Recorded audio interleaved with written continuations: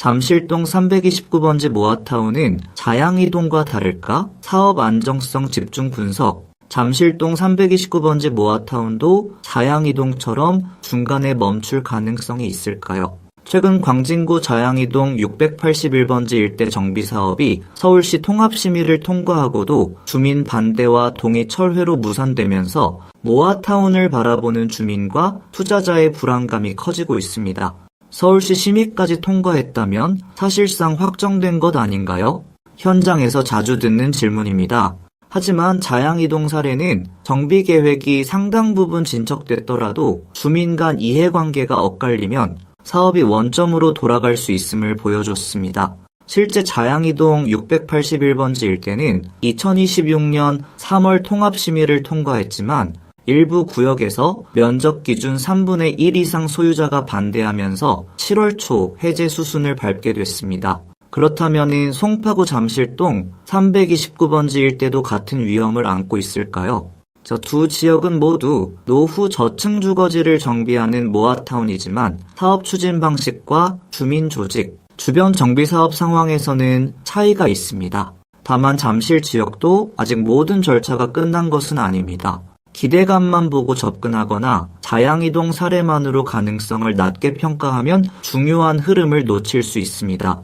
두 지역의 차이와 잠실동 사업의 안정성을 살펴보겠습니다. 1. 통합심의까지 통과한 자양이동은 왜 멈췄을까? 자양이동 681번지 일대는 한강 배후 주거지라는 입지와 정비 기대감으로 관심을 받았습니다. 서울시는 2026년 3월 약 32,503제곱미터 부지의 모아주택 2개소 총 727가구를 조성하는 계획을 통과시켰습니다. 최고 38층 공동주택과 도로, 공원, 통학로 개선 계획까지 제시돼 마지막 절차만 남은 듯 했습니다. 그러나 약 4개월 만에 분위기가 달라졌습니다. 사업지가 여러 소규모 구역으로 나뉘어 있었고 구역마다 소유관계와 부담 수준, 희망하는 정비 방향이 달랐기 때문입니다. 일부 주민은 찬성했지만 다른 주민은 사업성, 분담 구조, 이주 문제 등을 이유로 반대했습니다. 결국 한 구역에서 법정 반대 기준에 해당하는 의견이 모이면서 전체 사업 추진이 어려워졌습니다. 자양이동 사례의 핵심 교훈은 행정심의 통과가 사업 완성을 보장하지 않는다는 점입니다. 모아타운은 넓은 지역을 관리계획으로 묶지만 실제 주택 건설은 개별 모아주택 사업구역을 중심으로 진행됩니다. 어느 한쪽에서 갈등이 장기화되면은 기반시설 계획과 구역 간 연계가 흔들릴 수 있습니다. 외부 수요의 빠른 유입도 갈등 원인으로 거론됩니다. 장기간 거주한 소유자와 개발 기대감으로 진입한 소유자가 원하는 사업 속도와 목표가 다를 수 있기 때문입니다. 정비사업은 입지만큼 주민 결속력이 중요하며 높은 기대감이 오히려 갈등의 불씨가 될 수 있다는 점을 자양이동이 보여줬습니다. 2. 잠실동 329번지는 왜 출발 구조가 다른가? 잠실동 329번지 모아타운은 약 34,425제곱미터 규모로 2026년 2월 서울시 후보지에 선정됐습니다. 이후 같은 해 4월 추진위원회가 사무실을 열고 관리계획 수립과 주민 조직화를 본격화했습니다. 가장 눈에 띄는 차이는 SH가 참여하는 공공지원형 방식이라는 점입니다. 송파구의회 회의록에 따르면 SH가 조합 설립을 지원하고 향후 공동으로 사업을 시행하는 구조를 지향합니다. 주민 조직만으로 행정 절차와 사업성 검토, 정비 계획 조정을 감당하는 방식과 달리 주민 간 입장이 충돌할 때 객관적인 자료를 제시하고 조정할 주체가 있다라는 의미입니다. 공공기관이 참여한다고 갈등이 자동으로 사라지는 것은 아닙니다. 그러나 주민에게 절차와 기준을 설명하고 기반시설 계획을 조율하는 데는 긍정적으로 작용할 수 있습니다.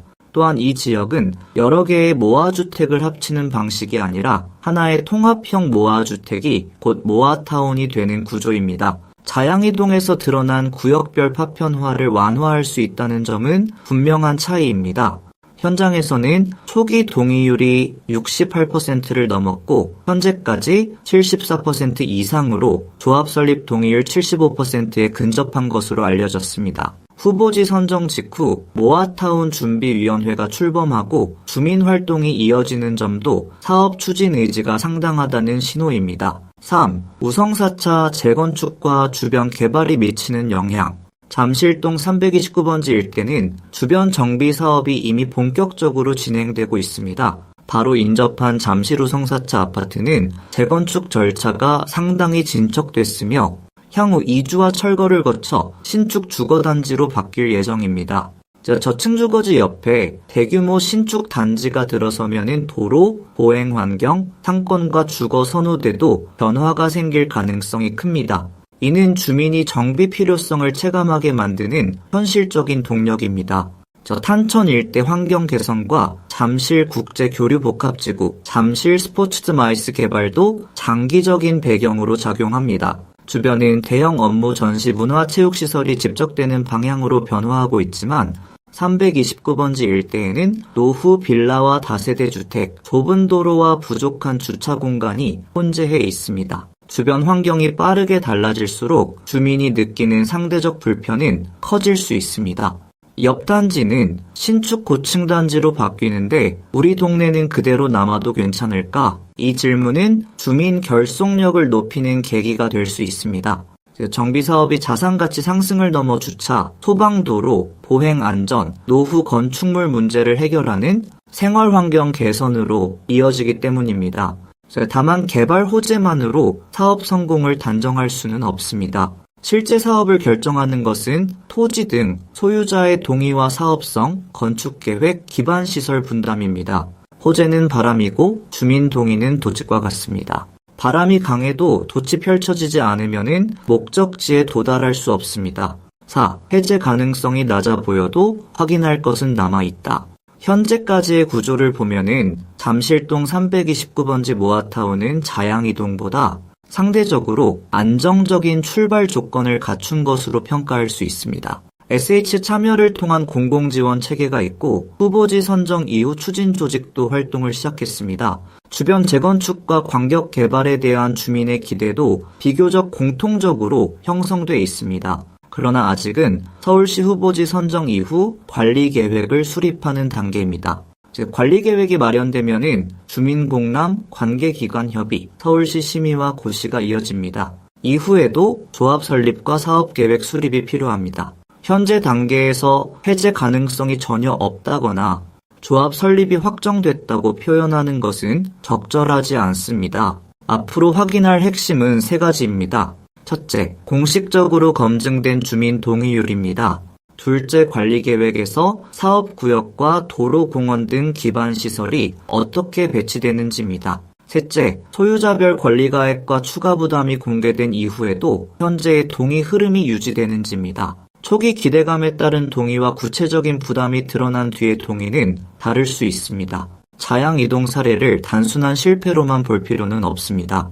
잠실 지역이 미리 보완할 수 있는 경고 등으로 받아들이는 것이 현명합니다. 사업구역을 지나치게 잘게 나누지 않고 주민에게 자료를 투명하게 공개하며 반대 의견을 초기부터 조정한다면 같은 시행착오를 줄일 수 있습니다. SH와 주민 추진 조직의 역할이 중요한 이유입니다. 결론, 같은 모아타운이지만 성공 조건은 다르다. 자양이동 681번지 일대는 서울시 통합심의를 통과했음에도 구역별 이해관계와 주민 반대가 겹치면서 무산됐습니다. 이는 모아타운이 행정 절차만으로 완성되는 사업이 아니라 주민 결속과 지속적인 동의가 핵심이라는 점을 보여줍니다. 반면 잠실동 329번지 일대는 SDA 참여형 공공지원 구조와 활발한 주민 추진 움직임, 인접 재건축과 대형 개발이라는 긍정적인 조건을 갖추고 있습니다. 따라서 현재로서는 자양이동과 같은 급격한 무산 가능성이 상대적으로 낮다고 볼 수 있습니다. 그렇다고 결과를 미리 확정해서는 안 됩니다. 앞으로 관리계획의 구체적인 내용과 공식 동의율, 사업구역 구성, 주민 부담 구조가 공개되는 과정을 차분하게 확인해야 합니다. 잠실동 329번지 모아타운의 경쟁력은 주변 호재만이 아니라 주민과 공공기관이 얼마나 투명하고 일관되게 사업을 이끌어가느냐에 달려 있습니다. 정비사업은 빠르게 출발하는 것보다 끝까지 함께 가는 힘이 더 중요합니다. 이상 끝까지 시청해 주셔서 감사합니다.